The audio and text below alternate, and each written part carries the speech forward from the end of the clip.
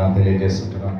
దేవుడు మరొక అవకాశం ఇచ్చి ఇటు రీతిగా చెప్పడానికి దేవుడు కృపను అనుగ్రహించాడు. అందుని బట్టి దేవునికి కృతజ్ఞతాస్తుతులు స్తోత్రాలు చెల్లిస్తుంటున్నాను. హల్లెలూయా, హల్లెలూయా.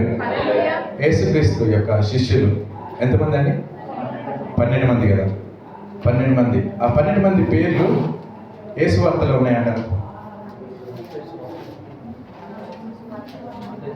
ఎక్కడ చూడొచ్చు అంటారు? లూకాసు వార్తలో చూద్దాం. లూకాసు వార్తలో 6వ అధ్యాయము 13వ వచనం.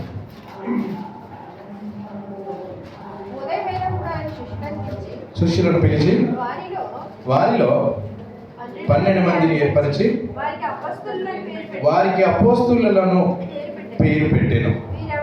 వీరెవరనగా ఆయన ఎవరికి పేతురు అని మారు పేరు పెట్టెనో ఆ సిమోనుకి. చూడండి ఒక మాట, పేతురు పేరు సీమోన్ కదా, కానీ పేతురు అని ఎవరు పెట్టినారు పేరు? ఇప్పుడు ప్రభువుని పిలిచినాడు. సీమోను పేతురు అని ఎక్కడ చూసినా సీమోను పేతురు అనే వస్తుంది కదా. అప్పుడు ఏమవుతుందంటే సీమోను వేరు పేతురు వేరు అని నేను కూడా కన్ఫ్యూజ్ అయినాను చాలా సందర్భాల్లో. కానీ క్లియర్ కట్గా ఇక్కడ ఏమిందంటే సీమోను పేతురు అంటే పేతురే కదా. నేను కూడా కన్ఫ్యూజ్ అయ్యాను కాబట్టి మరొకసారి బైబుల్ స్టడీ కాబట్టి మనం ధ్యానిస్తున్నాం. సీమోను పేతురు ఓకే. నెక్స్ట్ అతని సహోదరుడైన అంద్రేయ, యాకోబు, యోహాను, ఫిలిప్పు, బర్తలోమయి, మత్తయి, తోమా, అల్ఫయి కుమారుడైన యాకోబు, జెలోతే అనబడిన సీమోను, యాకోబు సహోదరుడైన యూదా. ఇద్దరు యూదాలు వస్తారు ఇక్కడ. ద్రోహియగు ఇస్కరియోతు యూదా అను వారు. చూడండి 12 మంది. అయితే 12 మందిలో మొదట చూసినట్లయితే పేతురు కదా. పేతురు అతని సహోదరుడైన అంద్రేయ కదా. పేతురును అతని సహోదరుడైన అంద్రేయ. ఈ శిష్యులలో ఇప్పుడు ఒకరిని గురించి మనం ఒక మాటగా ధ్యానించుకుందామని ఈ శిష్యుల పేర్లు మీకు చెప్పడం జరిగింది. ఇప్పుడు మనకి ఎక్కువ గుర్తున్న శిష్యులలో పేరు ఎవరిని మనం ప్రస్తావిస్తాం? ఎక్కువ శాతం పేతురు, యూదా, యోహాను. చలో ఎట్లా చెప్పుకుంటూ వచ్చినారు కదా. ఎక్కువగా ఈ కొత్త నిబంధనలో ప్రభుకు 2 కన్నులుగా అన్నట్టుగా మనం మాట్లాడుతూ వస్తుంటారు కదా. అందరూ వాడబడినారు, అందరూ బహుగా ప్రభు పరిచర్యలో ప్రాణాలు తెగించి అన్నీ అర్పించినారు. ఎక్కువగా ప్రభుకి 2 కన్నులుగా అన్నట్టుగా మనం చూస్తాం. ఎవరంటారు? అపోస్తలుడైన పౌలు, పేతురు. వీళ్ళిద్దరూ బహుగా ప్రకటించినారు, అనేకమైన ఆశ్చర్యకార్యాలు చేసినారు.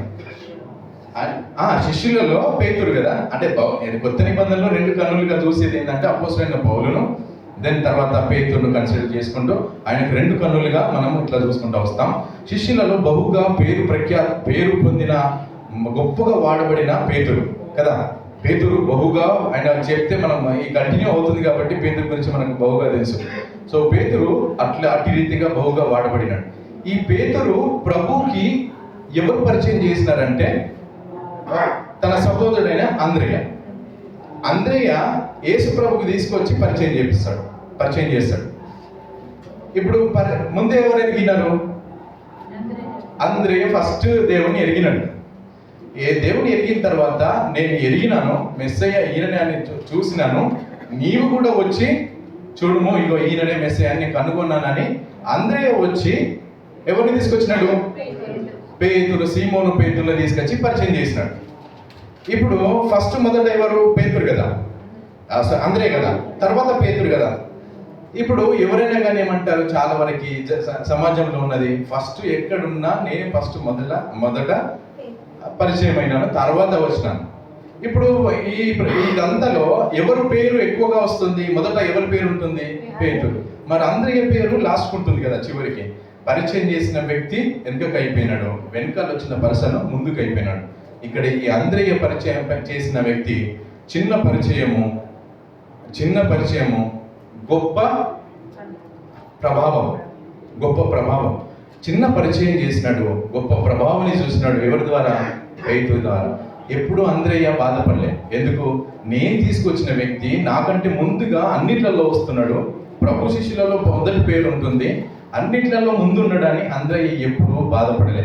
దీన్ని బట్టి ఏంటంటే మనం ఎవరిని పరిచయం చేసినా, ఎవరిని తీసుకొచ్చినా, దేవుడు ఎవరిని వాడుకున్నా నేను ముందుండలేను అనేది ఇక్కడ అంద్రేయని చూసి తగ్గింపుతనం అనేది మనం చూడొచ్చు. అందుని బట్టి ఈ మాటను గుర్తు చేస్తున్నాను. పేతురును తీసుకొచ్చిన తర్వాత బహుగా వాడబడుతున్న పేతురును చూసి ఎప్పుడూ మనసు నొచ్చుకోలేదు. నేను ముందు కదా, ప్రతి విషయంలో నా పేరు ఉండాలి, కానీ ఎప్పుడు పేతురు బాధపడలేడు, ఎప్పుడు దాని గురించి ఆలోచన చేయలేడు. ఇప్పుడు పేతురును పరిచయం చేసిన సందర్భాన్ని మనం చూస్తే, ఈయన అంద్రేయ గురించి మనం ఈరోజు ధ్యానిస్తున్నాం. అంద్రేయ గొప్ప దేవుని గురించి వెతుకులాటలో, దేవుని కనుగొనుటలో, భక్తిలో మంచి గొప్ప వ్యక్తి. ఎందుకంటే ఎప్పుడు దేవుని దృష్టిలో బాగుండాలి, నేను దేవునికి దగ్గర అవ్వాలి, ఎక్కడ దేవుడు మనకి అని వెతుకులాటలో ఆయన చేసే ఆ యొక్క ఎక్స్పెరిమెంట్లో ప్రతి విషయంలోనూ అంద్రేయ ముందున్నాడు. ఇప్పుడు దాని ముందుండడంలో ఇక్కడ చూస్తే యోహాను సువార్త 1వ అధ్యాయము బాప్తిసం ఇచ్చి యోహాను గారు యేసు గురించి ప్రకటిస్తూ బాప్తిసం ఇస్తూ వస్తున్నాడు కదా. యేసు ప్రభు కూడా వచ్చి బాప్తిసం తీసుకుంటాడు కదా. యేసు ప్రభు కూడా వచ్చి బాప్తిసం తీసుకుంటాడు. ఎవరి చేత? బాప్తిసం ఇచ్చి యోహాను చేత. యోహాను గారు ప్రభు గురించి బహుగా ప్రకటిస్తూ వస్తున్నాడు. ఆయనకి శిష్యులు ఉన్నారు. ఎవరికి? యోహాను గారికి శిష్యులు ఉన్నారు. ఈ శిష్యులలో ఒకడైనటువంటి అంద్రేయ, ఆయనకి 2 శిష్యులు ఇక్కడ చూస్తాం మనము. అందులో అంద్రేయ. ఈ అంద్రేయ అంటే శిష్యులు అంటే దేవుని గురించి తెలుసుకోవాలని, దేవుని గురించి పరితాపం చెంది నేను దేవునికి దగ్గర అవ్వాలని ఆయన సంకల్పం చూడండి. ముందుగానే దేవుని దగ్గరికి వెళ్ళాలి, దేవునిలో నేను ఆనందించాలి, దేవుని నేను పట్టుకోవాలని ఎక్కడైతే క్రీస్తు గురించి చెప్తున్నాడో యోహాను దగ్గరనే శిష్యుడిగా చేరిపోయినాడు.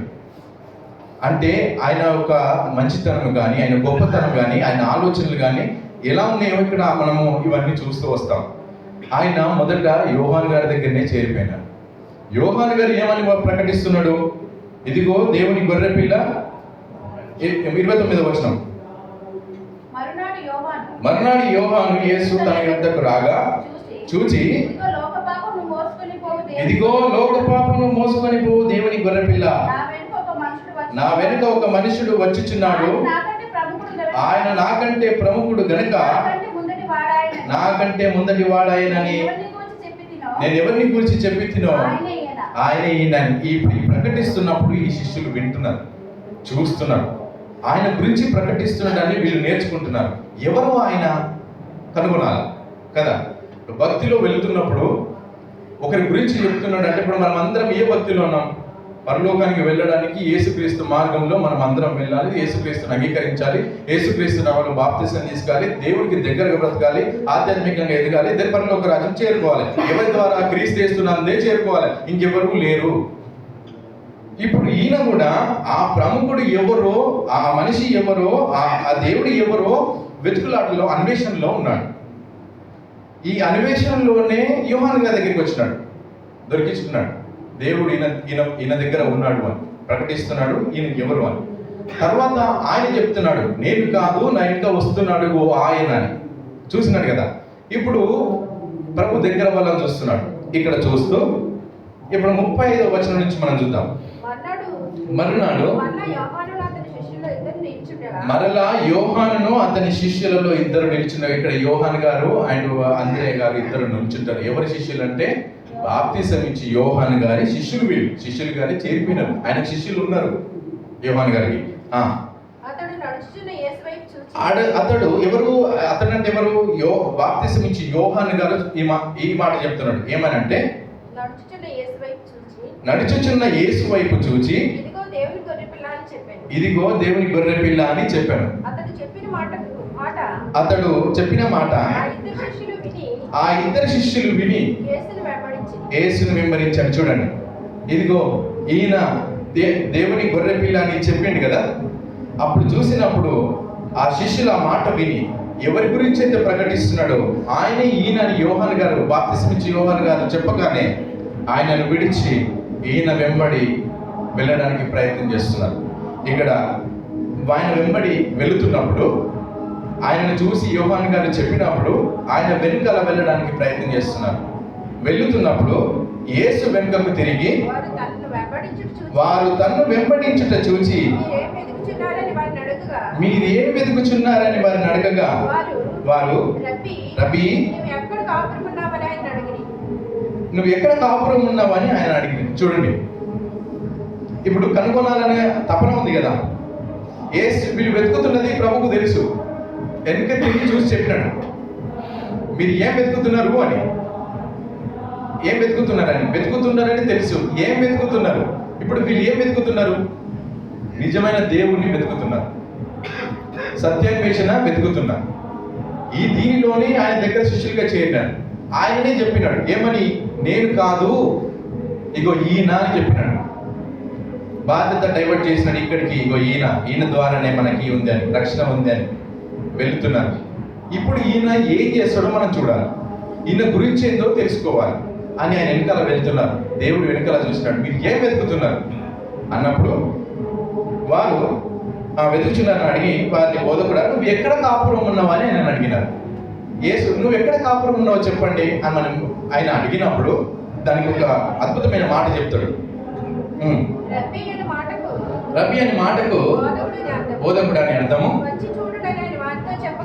రబ్బీ నువ్వు ఎక్కడ ఉన్నావని ఆయన అడిగినప్పుడు ప్రభు తిరిగి ఆన్సర్ ఏమని చెప్తున్నాడు అంటే, వచ్చి చూడుడని వారితో చెప్పగా. చూడండి, ఇప్పుడు నేను అక్కడ ఉన్నాను, మనం ఏం చెప్తాం, మీరు ఎక్కడ ఉన్నారంటే పలానా చోటు ఉన్నామని ఈజీగా ఆన్సర్ చెప్తాం, అంతే కదా.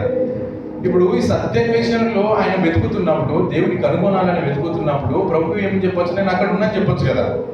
కానీ ఏమంటున్నాడంటే వచ్చి చూడండి. ప్రభువులో కూడా మనకు బోధించే మాట కూడా, మీరు రాండి, సంఘానికి రండి, దేవుని మాటలు తెలుసుకోండి, దేవునిలో సత్యాన్వేషణ మనం వెతకాల, ఆయనను కొరకు కనిపెట్టాల. ఇదే కదా, మనం కనిపెట్టాలి కదా, వెతకాలి, ఆయన యుద్ధకు రావాల. మీరు వచ్చి చూడుడి అంటున్నాడు. ఇప్పుడు ఏమంటే మనం రుచి చూచి తెలుసుకోవాలా. మనం అందరము ప్రభు గురించి తెలుసుకున్నాం కదా, పరలోకం వెళ్ళాలని నిర్ణయించుకున్నాం కదా. నిర్ణయించుకున్న తర్వాతనే ప్రభు దగ్గరికి వచ్చినాం. ప్రభువులోకి వచ్చిన తర్వాత ఇంకా ఆధ్యాత్మికంగా బలపడితే మనం పరలోకం వెళ్ళడానికి 100% మార్క్స్ వేసుకోవడానికి దేవునిలో బ్రతుకుతున్నాం. ఇప్పుడు ఆయనతో ఉన్నాం, ఆయనతో ఉంటేనే కదా మనకు అర్థమవుతుంది, వచ్చి చూస్తేనే కదా మనకు రుచి తెలుస్తుంది. ఇప్పుడు మనకు రుచి తెలిసిన మనకి వేరే వాళ్ళతో పోల్చుకుంటే వాళ్ళకి ఎటువంటి రుచి తెలియదు కదా. మనం రుచి చూచి ఎరిగినాం కాబట్టి మనం వస్తున్నాం. ఇంకా రుచి చూచి ఎరగడానికి ఇంకా మనకు ఆశించినాడు దేవుడు. ఇంకా దేవుని గురించి తెలుసుకోవడానికి కానీ, ఆయన గురించి ఇంకా ఏదైనా కానీ తెలుసుకోవడానికి ఇంకా మనకి ఇంకా ఇస్తున్నాడు. అంతేకాకుండా మనం ఆ దేవునితో గడపడానికి, దేవునిలో ఆధ్యాత్మికంగా బలపడడానికి, మన లోటుబాట్లు మనం సరి చేసుకోవడానికి నా దగ్గరికి రండి, వచ్చి చూడండి. మనం అందరం దేవునిలోకి వస్తున్నాం. వచ్చినామంటే ఊరికి కాదు, వెతుకుతున్నాం, దాంట్లో మనం సరి చేసుకుంటున్నాం. వచ్చి చూడండి అని అందరూ ఏం చెప్పినాడు, వాళ్ళకి చెప్పినాడు. వారు వెళ్ళి ఆయన కాపురం ఉన్న స్థలం చూచి ఆ దినము ఆయన యొద్ద బస చేసినారు. ఆయన వచ్చినారు, ప్రభు దగ్గరికి వచ్చినారు, వాళ్ళ దగ్గర బస చేసినారు. ఇప్పుడు ఎవరైనా కానీ ఒకరి దగ్గరికి వచ్చిన తర్వాత వారు వీరవుతారు అని అంటారు కదా, మా జనరల్ వర్డ్, వారు వీరు అవుతారు. ఇప్పుడు వచ్చి బస చేసినారు. బస చేసిన తర్వాత ఇప్పుడు ఏంటి అనేది మనకు అర్థమవుతుంది కదా. ఏం చేస్తారు, వాళ్ళ టైమింగ్స్ ఏంటి, వాళ్ళు ఏ విధంగా ఉంటారు, ఏ టైంలో ఏం చేస్తుంటారు, ఏం ఆలోచన చేస్తుంటారు, ఎప్పుడు ప్రే చేసుకుంటారు, ఎప్పుడు వెళ్తారు, ఎప్పుడు పడుకుంటారు, ఇవన్నీ తెలుస్తాయి కదా.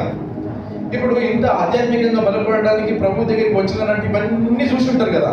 ప్రభువుతో దేవునితో గడపడం, ఆయన ప్రార్థనలో ఉండడం, ప్రతిదీ చూస్తుంటారు, అంతే కదా. ఇవన్నీ చూసుకుంటూ వచ్చినారు. దానికంటే ముందే యోహాను గారు చెప్పినారు, అది మైండ్లో పెట్టుకున్నారు. మైండ్లో పెట్టుకుని వచ్చినారు, ఇవన్నీ చూస్తా ఉన్నారు. చూసినప్పుడు పగలు రమారమి 4 గంటల వేళ ఆయన యోహాను మాట విని ఆయన వెంబడించిన ఇద్దరిలో ఇప్పుడు సీమోను పేతురు యొక్క సహోదరుడైన ఆంద్రేయ, అందులో ఇద్దరు వచ్చారు కదా. ఆ ఇద్దరిలో వచ్చిన శిష్యులలో ఒకడు ఆంద్రేయ, తర్వాత ఆయన ఇంకొక యోహాను. ఈయన వచ్చినాడు. కాపురం చేసినాడు, దేవునితో బస చేసినాడు, తెలుసుకున్న తర్వాత ఇప్పుడు చేయాల్సిన పని ఏంది? క్యాజువల్గా మనము సన్నిధికి వచ్చినాం కదా, మన దేవునితో గడుపుతున్నాం కదా, దేవునిలో ఎదుగుతున్నాం కదా. ఇప్పుడు మన పని ఏంటి అసలు? యాక్చువల్గా మన పని ఏంటి? సువార్త ప్రకటించడం కదా, అనేక మందికి చెప్పడం కదా, తెలుసుకోవడం, ఎరిగి ఉండడం. మనం కనుగొన్నాం. అంద్రే ఇక్కడ కనుగొన్నాడు, వెతుకులాటలో ప్రభు దొరికేసినాడు. అన్వేషణ అయిపోయింది, దొరికేసినాడు, పట్టుకున్నాడు. ఇప్పుడు ఈయన ఏం చేయాలా? మనం ఏం చేయాలా? ప్రభుని మనం పట్టుకున్నాం, మనకు ప్రభు దొరికిండు. మనం ఏం చేయాలా? ప్రభు ఎరగని వారికి మనం చెప్పాలి. ప్రభు ఎరగని వారికి మనం ప్రకటించాలి. ప్రభు ఎరగని వారికి చెప్పాలి, బోధించాలి, ప్రకటించాలి, సువార్త చెప్పాలి. ప్రతి విషయం అన్ని ఇదే మార్గం, ఇదే సత్యం, ఇంకేది లేదు, ఆయనే సృష్టికర్త, ఆయనే మూలం, ఇవన్నీ మనం చెప్పుకుంటూ రావాలి కదా. ఇక్కడ చెప్పుకుంటూ రావాలన్నప్పుడు అంద్రే ఏం చేసినాడంటే, ఇతడు మొదట తన సహోదరుడైన సీమోనును చూచి మేము మెస్సయ్యను కనుగొంటిమని అతనితో చెప్పి. చూడండి, ఆయన సహోదరుడి దగ్గరికి వెళ్ళినాడు, ఎక్కడికి వెళ్ళలేదు.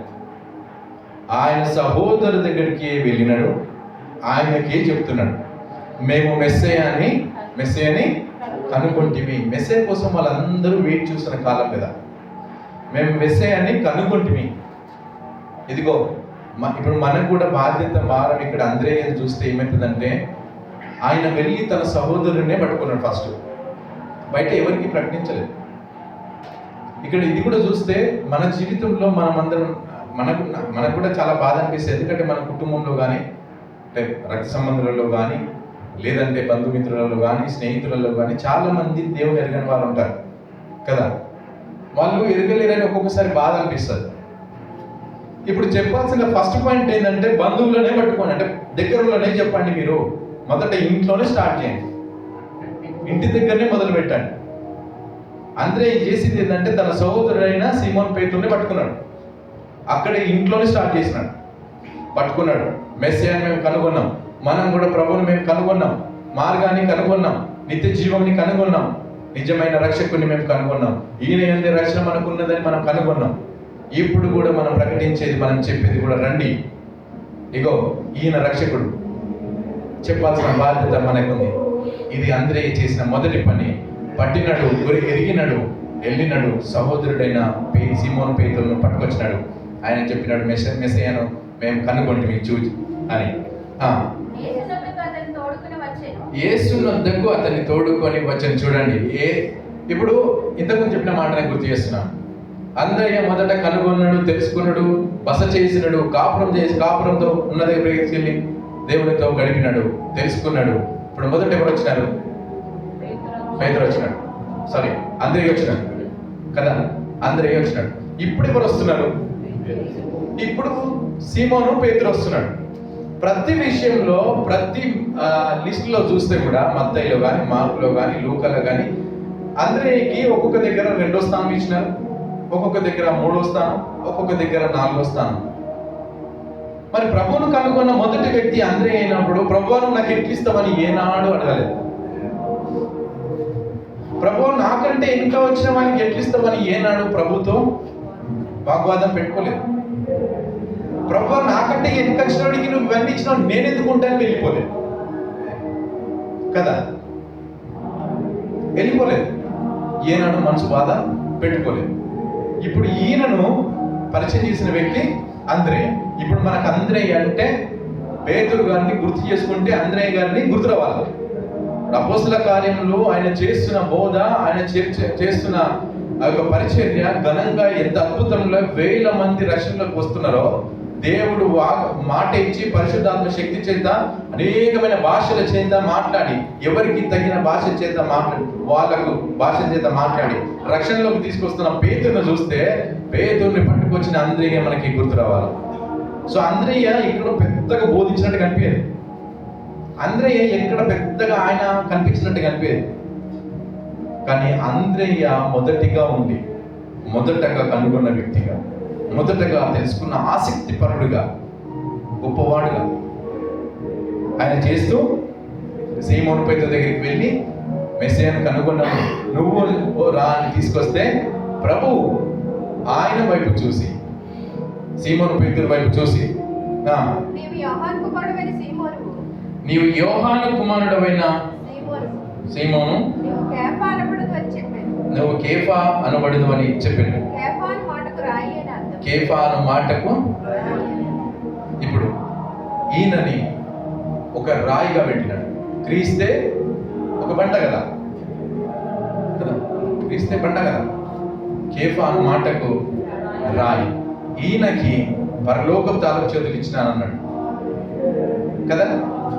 ఈయనకి పరలోకపు తాలపు చేతులు ఇచ్చినాడు. ఈయన పేతురు అన్న బండ మీద క్రీస్తు సంఘంని కడతాను కదా. ఇప్పుడు ఎంత అద్భుతంలోకి మారిపోయినాడు, దేవుడు ఎట్లా పట్టేసుకున్నాడు, పేతురు ఎట్లా వచ్చినాడు, ఎవరు ఇంట్రడ్యూస్ చేసినారు. ఈ అంద్రేయ గారి చరిత్ర చాలా అద్భుతం. ఏనాడు ఏ విషయంలో బాధపడలేదు. పేతురు అద్భుత రీతిగా దేవుని పరిచర్యలో ముందున్నాడు. ఇప్పుడు ఈ పరిచర్యలో ఆయనతో శిష్యులలో ఉన్నప్పుడు ప్రభువును శోధించిన సందర్భాలు కానీ, అనేక సందర్భాల్లో తిట్టులు పడ్డ వ్యక్తిగా ఎవరిని చూస్తాం మనం? పేతురుని చూస్తాం కదా. ఎన్నోసార్లు హెచ్చించినాడు, గద్దించినాడు ప్రభు. అందరే ఎక్కడ కనిపించాం మనకు కనిపించదు. ఎక్కడ కూడా తొందరపాటు మాటలు ఎక్కడ పెట్టలేడు. పేతురన్నా ఏదో అడపడపడపడ మాట్లాడేసి నేర్చుకున్నాడు, ప్రతిదీ తెలుసుకున్నాడు. కానీ అంద్రేయ ఎప్పుడు ఏ విషయంలోనూ నెమ్మదస్తుడిగా, సత్యాన్వేషణ కనుగొన్న వ్యక్తిగా, అంతేకాదు ప్రభువులోకి పట్టుకొచ్చిన వ్యక్తిగా, కనుగొన్న వ్యక్తి, తీసుకొచ్చిన వ్యక్తి, ప్రభువులో వెలిగించిన వ్యక్తి. అంటే అంతవరకే ప్రభువు అక్కడి నుంచి పట్టుకున్నాడు పేతురుని. ఇప్పుడు మన పని కూడా సువార్త చెప్పాల్సిన బాధ్యత ఏంటంటే, అంద్రేయని చూసి మనం కూడా సువార్త చెప్పడానికి ఇది మనకి గుర్తుపెట్టుకోవచ్చు. మనకంటే వెనుకొచ్చిన వారు ప్రభు ఎట్లా వాడుకుంటాడో మనకు తెలియదు. ఇంకా చూస్తే ఇక్కడ పరిచయం చేసినాడు కదా. అయితే అంద్రేయ కొండ మీద ప్రసంగం దగ్గర ఆహారం లేక వాళ్ళు చూస్తూ ఉంటారు. ఆహారం లేకుండా చూసినప్పుడు ఆయన కనుగొన్నట్లో ఆహారం లేకుండా చూసినప్పుడు పిలుపును, ఏదన్నా మీరు రెడీ చేయండి, వాళ్ళకి ఆహారం సిద్ధం పరచాలి, మరి భోజనం పెట్టాలి కదా, వాళ్ళు ప్రసంగం వింటున్నారు కదా అని పిలుపును అడిగినప్పుడు, పిలుపు ఏం చేయాలి, ఎందుకు అని ఏమి లేవు కదా, ఏం సరిపోతే వీళ్ళకి అది మనం విన్నాం ఈ మాట. అయితే వాళ్ళని పరీక్షించడానికి దేవుడికి క్వశ్చన్ వేసినాడని కూడా కింద క్లియర్ కట్గా చెప్పినాడు యోహాను సువార్త 6వ అధ్యాయంలో. వాళ్ళని పరీక్షించడానికే ఈ సమయంలో ఈ మాట విన్న తర్వాత అంద్రేయ అక్కడున్న వ్యక్తులలో చిన్నపిల్లవాని దగ్గర 5 రొట్టెలు చిన్న చేపలు ఉన్నవి కనుగొన్నాడు. కనుగొనుటలో గొప్పవాడు. ఇప్పుడు ఈ అంద్రేయనే ఈ చిన్న పిల్లవాని దగ్గర 5 రొట్టెలు 2 చేపలు ఉన్నాయని కనుగొని ఈ సమాచారం ప్రభుకు అందించినాడు. ఇప్పుడు చిన్నపిల్లల దగ్గరికి రాగానే మనం ఏం చేస్తామంటే బిస్కెట్ ప్యాకెట్ ఓపెన్ చేయగానే వాళ్ళకి 3 తీసేసుకొని ఇవే ఉన్నాయని చూపిస్తాం, అంతే కదా. ఇప్పుడు వీళ్ళకి మనం మోసం చేసినాడు, గజ దొంగలు మనమైనట్టు అవుతుంది కదా. చిన్నపిల్లలకి మనకి ఇప్పుడు మనం చూసిందనుకో, లేదు వాళ్ళకి తీసిన ఒక్కటి కూడా వదిలిపెట్టకాలనే పెట్టంటారు. ఇప్పుడు ఈ చిన్నపిల్లవాడిని కన్విన్స్ చేయాలంటే అంద్రేయ చిన్నపిల్లవాని దగ్గర కనుగొన్నాడు. ఇప్పుడు మన దగ్గర మనం సంఘంలోకి వచ్చినప్పుడు చిన్నపిల్లల దగ్గర ఒక వాటర్ బాటిల్ ఉందనుకోండి, మన దగ్గర వాటర్ తాగడానికి ఇప్పుడు ఉన్నాయా అంటే ఎవరమైనా ఏం చెప్తామంటే చిన్నపిల్లల్ని ఎక్సెప్ట్ చేసి మన దగ్గర లేవు అని చెప్తాం. ఎందుకంటే చిన్నపిల్లడికి ఏ సమయంలో ఎప్పుడు అవసరపడుతుందో అని మనము లేవు కదా వాటర్ ఎట్లా అని బయట వెతకడానికి ప్రయత్నం చేస్తాం. సరే, ఇప్పుడు ఆ చిన్నపిల్లల దగ్గరికి తీసుకోవాలంటే ఎంత కన్వీనియన్స్ ఇవ్వాలా? వద్దు నాన్న, నీకు ఇది కాకపోతే ఇంకొక 2 ఇస్తా కదా, ఇంకొక 2 ఇస్తా, లేకపోతే ఇంకొక 3 ఇస్తా, లేదు ఇది చూడు ఎన్ని అయితేగో ఇవన్నీ అయితే నువ్వే చూడు, దీనికెళ్ళి అన్ని తీసుకుంటూ మిగిలిన మేము తీసుకుంటాం. ఎన్ని విధాలుగా కష్టపడి ఆ చిన్న పిల్లని మనసుని కన్విన్స్ చేయాలి. ఇక్కడ అందరూ ఏం చూస్తే ఒక చిన్న పిల్లవాని కన్వీనియన్స్ ఎంతగా చేసి ప్రభువుకు ఆ వర్తమానం తీసుకొచ్చింది అనేది ఆలోచన చేయొచ్చు. బెస్ట్ బైబిల్ టీచర్ అని చెప్పొచ్చు కదా. చిన్నపిల్లలను కన్వీనియన్స్ చేసేది, ప్రతి విషయంలో నేర్పించేది ఎవరు? బైబిల్ టీచర్స్ కదా. ఈయన ఒక టీచర్ అని చెప్పొచ్చు.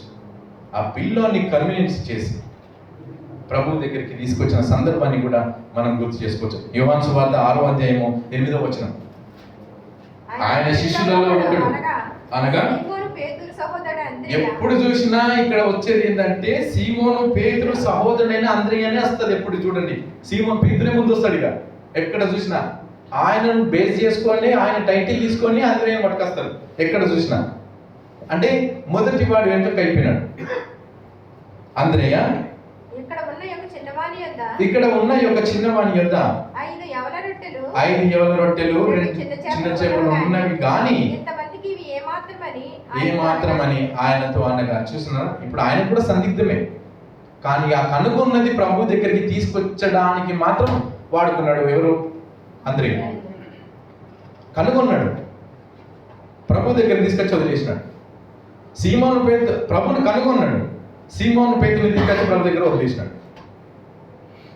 కనుగొనుటలోను పట్టుకొచ్చి ప్రభు దగ్గర వదిలిపెట్టుటలోను గొప్ప వ్యక్తిగా అంద్రెయని చూస్తాం. గ్రీసు దేశస్థులు అక్కడికి ఆ పండగకి అక్కడికి వస్తారు. వచ్చిన తర్వాత కూడా ప్రభువుని కలవడానికి ప్రయత్నం చేస్తారు. గ్రీసు దేశస్థులు ప్రభువుని కలవడానికి ప్రయత్నం చేసినప్పుడు ఆ పండగ వాతావరణంలో అక్కడికి వచ్చినప్పుడు ఆ గ్రీసు దేశస్థం యొక్క ఆ యొక్క అధికారి నేము ఫిలిప్ అని ఉంటుంది. అక్కడ ఆయనకు ఫిలిప్ అనేవి పేర్లు అయితే చాలా గొప్ప ప్రచారంలోకి వాళ్ళకు ఉన్నాయి. అయితే ఫిలిప్ అనే పేరును, ఇప్పుడు నా పేరు ప్రభాకర్ అనుకో, ఇంకో ప్రభాకర్ వచ్చిన అనుకో, జస్ట్ నేను ఫోకస్ చేస్తాను ఇంకొక ప్రభాకర్ అనగానే ఆ ప్రభాకర్ మ్యాక్సిమం ఆయన రీచ్ అవుతాను నేను. అదా నా పేరు గల వ్యక్తి. కొంచెం ఆయన దగ్గరికి వెళ్తే నాకు సేమ్ కదా, ఒక వెరైటీగా అనిపిస్తుంది మనకి అని ఒక ఉద్దేశంతో ఇక్కడ గ్రీస్ దేశస్తులు వాళ్ళు కూడా ఫిలిప్ అనే పేరు చాలా విన్న వాళ్ళు, తెలిసిన గుర్తెరిగిన వారు కాబట్టి ఫిలిప్ దగ్గరికి వస్తారు. ఏమని? ఎందుకు? ప్రభువును మాకు కల్పించండి, మేము ప్రభువును కలవాలి, మేము చూడాలి ప్రభువుని. గలీలో వచ్చినప్పుడు ఈ ఫిలిప్ ప్రభు దగ్గర తీసుకోవచ్చు కదా ప్రభు దగ్గరికి తీసుకొని పోవచ్చు డైరెక్ట్. ఫిలిప్ వచ్చి ఏం చేస్తాడంటే అంద్రెయ దగ్గరికి వస్తాడు. అంద్రెయ, వీళ్ళు వచ్చినారు, వీళ్ళు ప్రభు చూడాలి, కలవాలనుకుంటున్నారు. అంద్రెయ దగ్గరికి వచ్చినారు. అంద్రెయ ఫిలిప్ తీసుకొని వెళ్తారు. అంద్రెయ చూడు చెప్పడంలో ఎంత గొప్పవాడు, వివరించడంలో ఎంత గొప్పవాడు, ఎంత నేర్పరి, అంటే ఎంత చెప్తే కానీ అది కన్వీనియన్స్ అవుతుంది అంటారు. ఏ విధంగా ఇన్ఫర్మేషన్ ఇస్తే అది తొందరగా దాన్ని పట్టుకోవచ్చు అంటారు. ఎంత నెమ్మదస్తుడైనా, ప్రభువులో ఉండడానికి ఎంత రోషం కలిగినా, వెతకడంలో ఎంత రోషం కలిగినా, పట్టుకున్నది తీసుకొచ్చి చెప్పడానికి కూడా, వివరించడానికి కూడా అంత గొప్పవాడు. యోహాను సువార్త 12వ అధ్యాయం 20వ వచనం. ఆ పండుగలో ఆరాధింపవచ్చిన వారిలో కొందరు గ్రీసు దేశస్థులు ఉండిరి. వారు గలిలయలోని బెత్సైదా వాడైన ఫిలిప్పు వద్దకు వచ్చి, అయ్యా చూడండి, మేము యేసును చూడగోరుచున్నామని అతనితో చెప్పగా, ఫిలిప్పు వస్తున్నాడు. ఎవరి దగ్గరికి వస్తున్నాడు? ఇప్పుడు చూడండి, అంద్రెయతో చెప్పాను. ఫిలిప్పు వచ్చినాడు, అంద్రెయతో చెప్పినాడు. అంద్రెయును ఫిలిప్పును వచ్చి యేసుతో చూడండి, చెప్పడంలో కానీ తీసుకురావడంలో కానీ, మనం ఒక అధికారిని కలవాలంటే ఎవరి ద్వారా అయితే మనకి కరెక్ట్గా అనేది మనం ఎట్లయితే వెతుకుతామో, ఏ విధంగా అయితే ఎక్స్ప్లెనేషన్ ఇచ్చి మనకు తీసుకెళ్ళడానికి అవకాశం ఉంటుందని మనం ఎరిగి వాళ్ళ త్రూ వెళ్తామో కొన్ని సందర్భాలలో, ఈ శిష్యులలో కూడా అంద్రెయ గురించి తెలిసిన ఈ శిష్యులు ఈయన దగ్గరికి వెళ్తే నాకంటే బాగా ఎక్స్ప్లెయిన్ చేసి చెప్పగలుగుతాడు. బాగా పరిచయం చేయగలుగుతాడు. ఆ మాటకి తీసుకొచ్చి ఫిలిప్పు అంద్రేయ దగ్గరికి తీసుకొస్తాడు. అంద్రేయ ఫిలిప్పు కలిసి ప్రభు దగ్గరికి వెళ్ళి వాళ్ళని పరిచయం అక్కడ చేస్తారు. చూడండి, అంద్రేయ ఎన్ని గొప్ప అద్భుతములు గలవాడు, ఎన్ని గొప్ప అంటే ఎంత టాలెంట్ గలవాడు, అన్వేషణలో ఎంత గొప్ప వ్యక్తి, తీసుకురావడంలో ఎంత గొప్ప వ్యక్తి, పరిచర్యలో ఎంత గొప్ప వ్యక్తి. ఈయననే కదా. ఈయన ఇప్పటికీ నేను కొన్ని దగ్గర విన్నప్పుడు ఏంటంటే, ఈయన ఎక్కడ చనిపోయినాడంటే స్కాట్లాండ్ అనే దేశంలో ఈయనను అక్కడ చంపేసినారు. ఒక్కొక్క శిష్యులు ఒక్కొక్క దేశానికి వెళ్ళినారు కదా.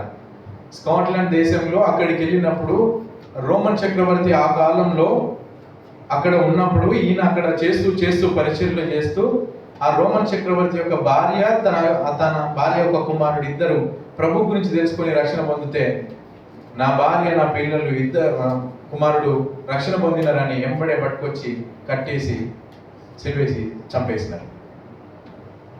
ఆయన పరిచర్య చాలా గొప్పది. కానీ ఎక్కడ ప్రభువులో బాధపడలేదు, ఎప్పుడు వెనకాల పడిపోలేదు.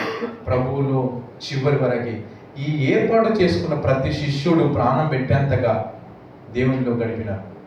ఏనాడు వెనక్కి వెళ్ళలే. ప్రభు ఉన్నప్పుడే అంద్రేయ అంత ఎక్స్ప్లెయిన్ చేయగలడు అనే అక్కడ శిష్యులకి ఏర్పడితే, ప్రభు ఉన్నప్పుడే పేతురు అంతంత మాత్రాన ఉన్నాడు అని తెలిసినప్పుడు, అంతే కదా. ప్రభు ఉన్నప్పుడు పేతురుని మనం చూస్తే అంతంత మాత్రమే కదా. ఎప్పుడైనా మాట దొరలడం, తిట్టులు వాడడం, సరి చేసుకోవడం, ఇవన్నీ చూసినాము.